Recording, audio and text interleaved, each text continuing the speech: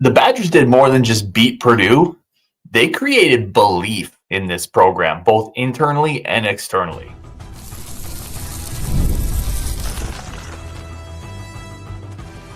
You are Locked On Badgers, your daily podcast on the Wisconsin Badgers. Part of the Locked On Podcast Network, your team every day. What is going on, Badger fans? Welcome to Locked On Badgers, your team every single day, part of the Locked On Podcast Network. I'm your host, Ryan Herrings. Thank you for tuning in. Thank you for, if you're an everydayer, thank you for that, wherever you get this. Know that I appreciate you listening. I appreciate you watching as we just kind of build this Badger community. One thing I wanted to do differently, so this is the start of something I think we're going to start doing differently on Locked On. We're still going to do our reaction shows because those are emotional and they're awesome. But I feel like I don't have time to really process the game and talk about some of the big things that came out of it because we go right after the game. And I'm a fan. I'm a fan first, podcaster second, right? So I'm into it. I'm fired up. We're going to be doing quick kind of recap. I'm going to call them the rewinds of what the big picture from these games are, what stood out from the box score after having the data kind of reflect on it. So that's what this show is. We're going to be doing this for basketball games, the quick rewind the following day where I have a little bit of time to actually think about it. So we're going to start with three big things from the Wisconsin win over Purdue. The first one is, I mentioned it, this is a belief victory. I had several people who are either kind of coach or not even kind of like coaches or kind of media folks who reached out to me after the game. They said, wow, I think the Badgers might have something here. Like this is different. This feels like a belief game. This feels like nationally, when you look at the national discourse about the Badgers, this is not your grandfather's Badgers. This is not a team you want to get in the tournament. This team is scary. They're veteran. They're deep. This is the type of win that sends kind of shockwaves around the Big Ten. When you go to Purdue, and we're going to get into some of the offensive metrics, but when you go to Mackey, you go to that place and you do what you did, teams don't want to play the Badgers now. This is a belief win. This is the type of win where people previously had said, well, sure, but you haven't beaten a really good Big Ten team. Well, sure, but how good was really Arizona? Purdue's good. Purdue's a legit team. And Wisconsin just beat the brakes off their defense. This is a belief win. Next, let's talk about this. Badgers have now won 20 games this year. That is the seventh time that's going to happen in Greg Gard's tenure out of 9 years, including 4 in a row. Say whatever you want about Greg Gard. We've rehashed that a lot. He's won 20 games or more 4 years in a row, 7 and 9. And the way this thing is tracking, the way this season is tracking, he might end up with 27, 28 wins. So that's the seventh time in his 9 years. He's won 20 games. That's what this Purdue game does, 4 in a row. Let's talk Tonje. Tonje, since he went 0 against USC in a game that we won somehow, since he went 0 in USC, and by the way, I guarantee there's some Big Ten coaches looking around and saying, man, what did USC do? We need to break down that film. But since he's gone 0 in that USC game, in the 7 games since, he's averaged 24.3 points per game. 24.3 points per game, never shooting below 44% in a game. And most of those games, it's well above 44%. 44, 48, 57. So he's gone on a 7-game heater, averaging 24 per pop on efficiency. He is playing lights out. And I don't know, you really have to go and look for another Badgers wing that has been on this type of heater. Because I've said it a bunch of times. I love Johnny Davis, what he did. He never had this type of efficient 7-game heater. I don't know who the last guard would have been. I mean, Koenig didn't rip off scoring performances like this, where he's scoring 24, 26, 32 in a 7-game stretch. I mean, Decker's not a wing. I don't know. Devin Harris, Taylor. Like, it's been a minute. Michael Flowers never did this. He wasn't really that scorer. Davidson didn't do this. What he's done is incredible. And that game against USC where it just didn't work since then, he's been maybe the best offensive weapon in the Big Ten. What an absolute home run from Greg Gard. 32 points in this one. Here's the other one that's interesting to me. While on the court, Klesman assisted on 27% of the buckets while he was on the court. We talk a lot about would this team be better with a point guard? Is there a traditional point guard need? And I think in the broader sense, that's still a discussion worth having. In the broader sense, it's still a discussion worth talking about. But Klesman assisting on 27% of the buckets while he's on the court, that was better than any career mark Chucky Hepburn ever had. In Chucky Hepburn's 3 years here, his assist percentage was 14, 20, and 21. Klesmit was the point guard, essentially, in yesterday's game. Getting in the paint, getting to the line, scoring in the paint, dealing the ball. He played a huge part in that. And again, that 27% mark, assisting on buckets while he's on the court, that's an elite number.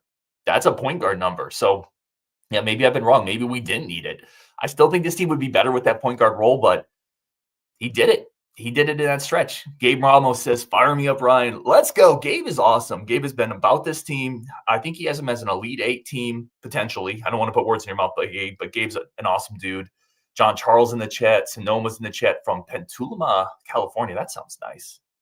That sounds definitely nice. Bo Dragon's here talking about the USA hockey team beating up on the Canadians. What a great win that was, right? As I got my American Wisconsin hat on. Absolute great win. Let's keep going here. Yeah, Andrew says, can we stop hearing the calls to fire a guard now? If he doesn't, listen, we can't, those calls will be back out if he loses the first game of March. Probably not deservedly so. Make no mistake, I've never, and people, you can go back to last year, I never have been on that train. I've never been on that train, but there will be some people, if he doesn't make a run in March, who are going to be back on that train. Both says if they lose in the first round again, no one will care about the regular season. I think that's painting with a broad brush. I always care about the regular season. I think it really matters. And the regular season sets up the run in March, potentially. If you have a great regular season, you're going to have an easier tournament in March. One begets the other. So I always love Big Ten regular season basketball. I've talked about that. I don't give a crap about the Big Ten tournament. In fact, I've been on record several times when the Badgers have been good that I wish they could just not do the tournament. I wish they could just not go because I don't want someone to get hurt in a tournament that I don't care about before the real tournament. I care about Big Ten regular season and I care about March. Both really matter to me. So if you have a great Big Ten regular season and you flame out in March, it's not a zero to me. It's not. It's like I really like appetizers and I really like main meals. If I get a banging appetizer sampler platter that has pretzels, wings, habanero, something like dip, queso, and then my meal's kind of meh. I'm okay because I got my appetizer meal. So he does need to make a run in March. I agree. But that doesn't mean the regular season doesn't mean anything. In my opinion, that's only me though. That doesn't make my answer right or wrong. That's just where I come at it from. And you're both, from your perspective, you're not wrong on that either. That's just, I come at it a little bit differently. Jason says, I just don't want players to start reading their press clippings and stay hungry down the stretch. I don't think this team's going to have that issue. 2 reasons. Okay. The first is what happened last March. I think this team is a little ticked off by that still. I know Tonje wasn't here, but a lot of these guys were here. Klesmit was here. Winter was here. Crowell was here. Kamari was here. Gilmore was here. I don't think this team, that still has a bad taste in their mouths. And I think they're kind of a little pissed off about it, and they're coming out to fix that. And then the other part of it is I just think this team's too veteran. They're kind of unflappable. We've seen them win in games where the offense hasn't clicked. We've seen them win on the road. We saw them win when Kamari McGee got kicked. We saw them win when Tonje didn't score a point. We saw them win early in the non-con.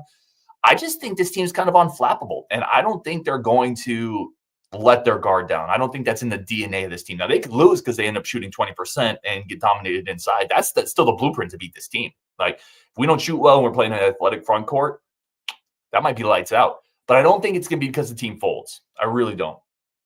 Tyler, great dude, man. Tyler's awesome. Badgers have set expectations now. There's no excuse to underperform. That means we need to see good showings in the Big Ten tournament in March. Yeah, I'm curious. Do people in the chat, do you guys care about the Big Ten tournament? Again, I kind of went on a rant that I don't, but I full well could be on an island there. I have no idea. I always look at the Big Ten tournament when we have a solid seed, when we don't need to win games to either get in the tournament or to improve our seeding. I always look at the Big Ten tournament as I just hope we don't get hurt, and I'd rather lose right away so we're fresh. That's how I look at it. I know that's probably defeatist. I just worry about losing somebody in a game that I just don't care that much about. All right, let's take a quick break here. Come back. Again, this is the rewind. So after every game, we do our reaction. But the next day, I want to come back and talk about my 3 big things now that when I've had a little bit of time to think about it, when the buzz from the IPAs has worn off a little bit. And I think it's a fun way to go back and look at the games. Coming up next, we're going to take a quick break for our friends of the show. And I'm going to tell you about a stat. We're going to do box score next, things that stood out to me, including one that is absolutely mind-blowing that you may never see again from a Badgers team. That is next on Locked On Badgers. But first, a quick break for our friends of the show. Today's friends of the show, FanDuel. I talk about FanDuel a lot. They are a great partner of Locked On, but they're a great partner of spicing up your sports weekend. Right now, FanDuel, like official sportsbook of the NBA, NFL, MLB, Locked On, Ryan Herrings, they're incredible. They're fast. When you win, you get the payouts right away. Again, not like some dude that you loaned money to a friend or an uncle, whatever it is. You get your money from FanDuel. The payouts are quick. The user interface is easy.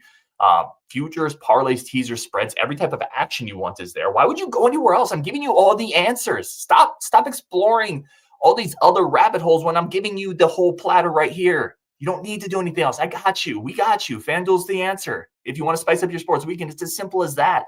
Right now, bet $5, get $150 in bonus bets if you win. Like, what are we doing? We're just giving away more stuff and more reasons to do this. They've already got you hooked. Now we're just reeling you in. FanDuel is the ultimate spot for it right now. Again, new customers, $150 in bonus bets if your first $5 bet hits. That's FanDuel.com for your shot at $150 in bonus bets. Make every moment more with FanDuel, the official sports betting partner of the NBA. Not going to go wrong with that. Let's go. All right, let's talk box score. Gosh, I'm trying to get rid of ums in my life too. If you guys hear that, it internally cringes me, and I just need to get better at that. A couple things on the box score, including the one I said, like, this is astounding. Badgers go 20 of 22 from inside the arc. 20 of 22. We hit on it a tiny bit in the reaction show yesterday, but I don't think we took the time to discuss how incredible that is, especially for this team. This team is a perimeter-oriented jump shooting team. This is not a team with Shaq. Like, when you say somebody goes 20 to 22 inside the arc, you're thinking, oh, that team must have like Shaq and then two wings who just dunk on everybody. That's not this team. The incredible efficiency, mind-blowing stuff. And, give credit to the guards for slashing. Give credit to Nolan Winter had a nice game. And Tonje, every time he got in the paint, was finishing. Just incredible. A lot of that's Tonje. But a lot of that was Klesman too. Klesman inside the arc was absolutely phenomenal. He was 1 of 6 beyond the arc, but inside the paint, he was straight money. So that's an unbelievable stat. 20 to 22 from inside the arc. What else stood out to me from the box score, good and bad? Right, we hit on Klesman with the assist rate. Shot 75% from the free throw line, which normally is great, but it does feel like we're regressing to the mean a little bit there. Regressing back to, because we're probably, let's be honest, this is a really good shooting team. It's probably not the greatest free throw shooting team in all time. I think you're starting to see recently that number come down a little bit. Still really good, but we're probably more in that 75 to 80% range. Usage rate of John Tonje, 37%. So usage rate, for those who may not be tracking, is the amount of times you get the ball and you are the action, right? So you get the ball in offense and you're taking the shot or you're having a turnover. John Tonje's usage rate in this game was 37%. Which is crazy high. That's Johnny Davis type levels.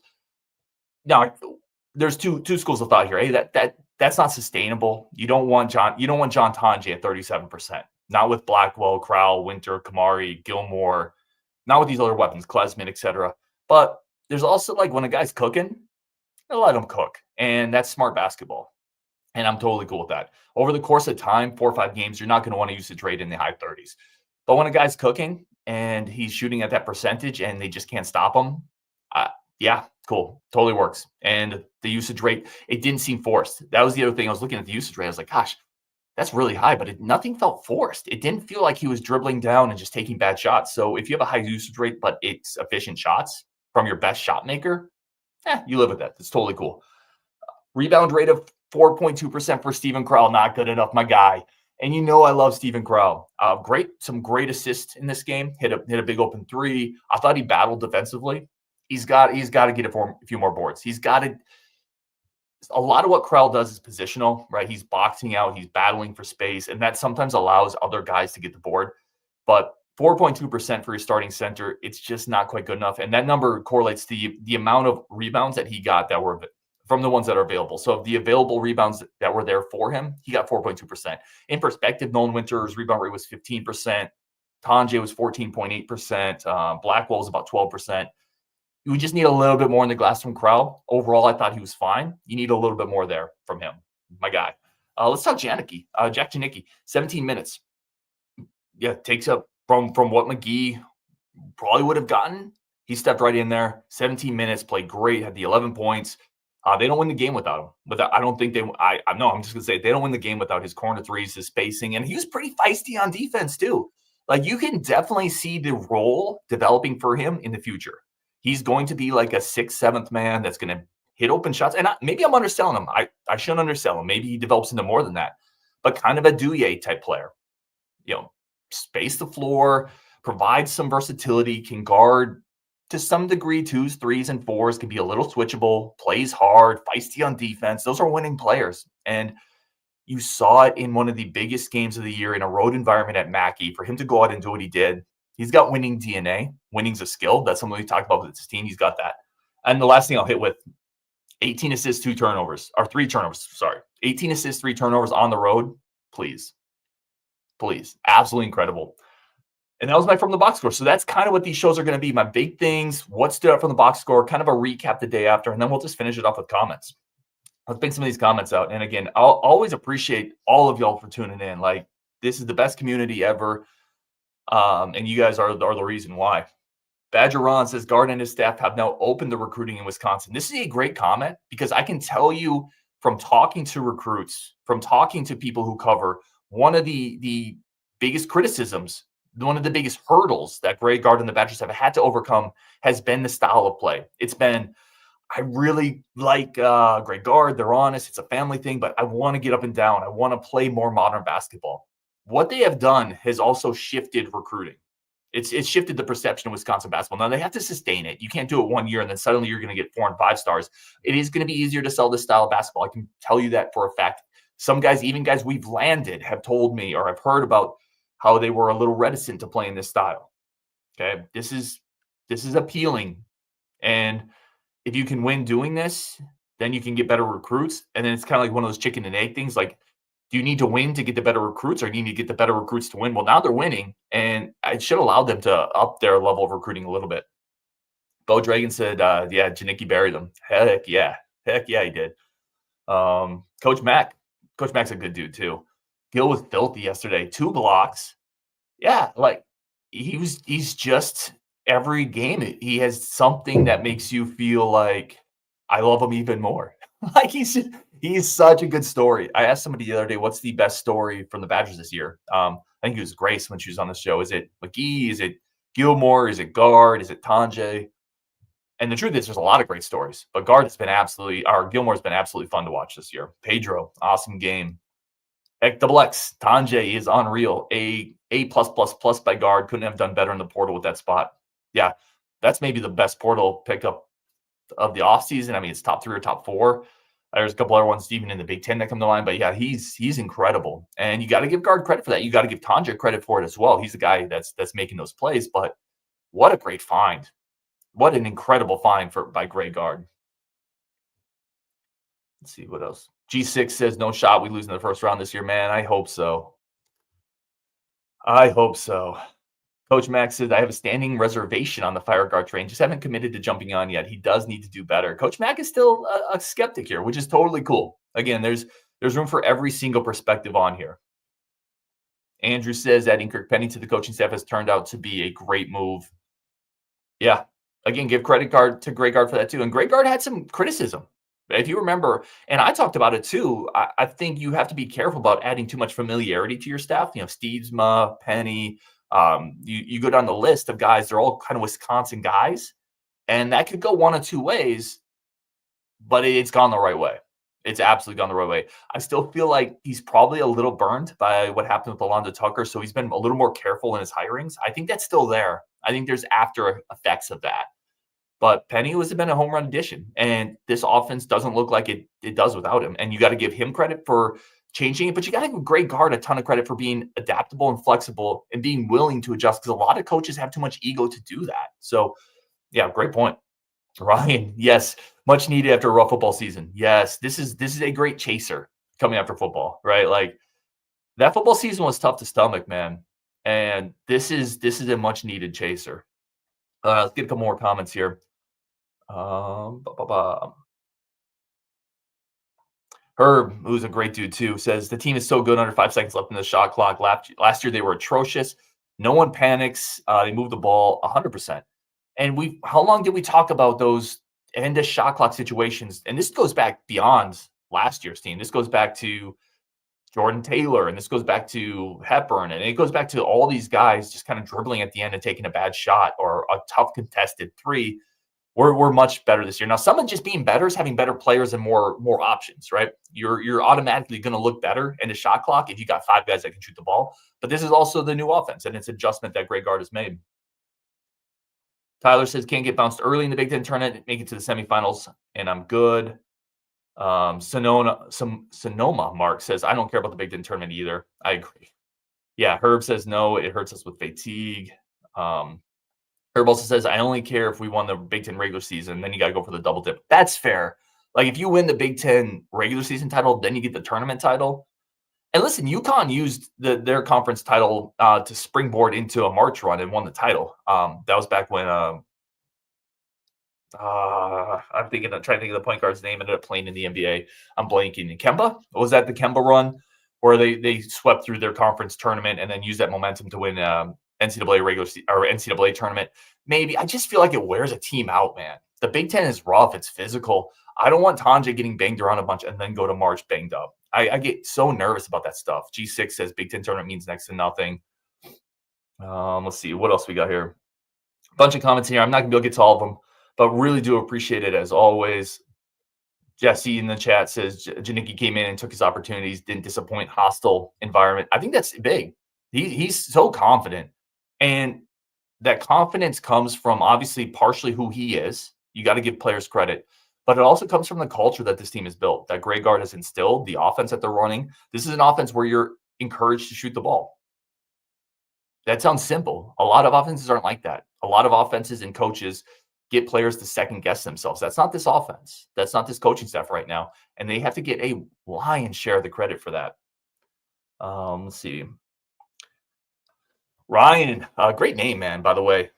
I've never been a Ryan I don't like. Ryan Willie says, what if Wisconsin is an early exit in the tournament? Oh, gosh. Like, define early. Are we talking first round or are we talking round of 32? Because anything past round of 32, you're gravy. Now, obviously, you don't want to lose at any point, but if you get past the round of 32, you're gravy. Are we talking first or second here? Because if you lose in the first round after this season with this team, finding a guy like Tonje, having this many veterans, having this type of offense, if you lose in the first round, bro, I'm going to go follow Max to USC, and I'm going to do Locked On Trojans. I won't be able to deal. I don't know what I'll be a mess. I'll be a wreck because I believe in this team. I'm too invested right now. If they lose round one, I don't think they will, but I'll be a mess. And then you would have fair criticism for Greg Gard. I've never said March doesn't matter. I just say the regular season also really matters. They both matter, and you can't get bounced again in round one. I just don't think you can. Pedro says, played much better defense than expected on Braden Smith. They definitely had a philosophy on kind of getting him to pass the ball a little bit. This was not a great Braden Smith game. I kind of wonder if it was because a lot of his guys missed some open shots. He's really good. And I think they did about as good of a job as you can do on Braden Smith. I'd agree with that. We got Greg Linscomb in the chat. Yeah, Greg Linscomb says he's built a roster by changing his style and winning some big games. Oh, this is the best Greg Gard team probably in his entire reign as coach. There's a lot of optimism in the chat now, man. I love it. Rajiv, the Great, says the first round exit will really sour things, but I don't see that happening. We were too deep offensively. Yeah, I don't think it'll happen either. But yeah, it would really, really sour it. I wouldn't be able to deal. It would be rough. It would be rough. Gabe says, I know you guys said Crowell was fine yesterday, and I agree, but if we lose, Crowell would have been the main topic. I think defense would have been the main topic if we lost. But Crowell would have been wrapped up in that. Crowell, keep in mind, they really didn't go to Crowell. His usage rate was like 3 or 4%. He barely shot the ball. They didn't give him a ton of opportunities. I think if we lost, defense would have been the issue. That would have been the question. But you're not wrong. If you lose and your starting center just doesn't do much in terms of points or rebounds, it's definitely worth pointing out. I agree with that. All right, we're going to wrap it up there. Y'all are amazing. Again, I'm trying to keep – so just to recap, because we got a bunch of people here that weren't at the beginning. I'm going to start doing rewind shows after games. They're going to be live shows. We do the reaction right after the game, but like we're all emotional because we're fans first, right? And I feel like I always want to sit down and think about the game and then kind of talk about these are the 3 big things. These are the big things from the box score that stood out to me. So we're going to be doing these after games, or just call them the rewind. We're going to try to keep them around 20 minutes. This one went a little long, but it's also Purdue. The Badgers beat Purdue and Mackey by dropping 94 on them. This team's incredible. Like, that's the other part of this. This team, here's the other thing really quick. Here's the silent part that I didn't say. This team makes you want to talk about them more. This team makes me want to do recap shows and another rewind show. It makes people want to tune in and talk about it and think about it and discuss it, because it's just fun. That's why we're fans. We're not fans to watch brutal basketball and 5-7 football seasons. We're fans because it's supposed to be freaking fun. It's enjoyable. It's competitive. It's unique. It's exciting. And that's what this team is. This team has exceeded expectations. Those are always the favorite teams that I have. And guys, like, they could make a run. We need to legitimately talk about this team could run to the Elite Eight. They could potentially shoot themselves into a spot where you discuss a Final Four. Like, let's go. So I'm super excited about it. I'm excited about these rewind shows. Excited to have everybody in the chat as well. Artificial Badger says that we just got to get McGee ejected every game and we win the Natty. Yeah, that was some BS. We talked about that. That was some BS. All right. On Wisconsin, y'all are incredible as always. Appreciate you. Again, a bunch of people in the chat that I didn't get to, but I'll try to do a job of that going forward. Coming up tonight, we got Nick Osen coming on. Probably won't be live, but if you have any questions, get into the Discord, pump them to me. Nick Osen and I will get into that tonight's show. On Wisconsin, thank you guys so much. When you're done here, go check out Locked On Big Ten, and we will talk later.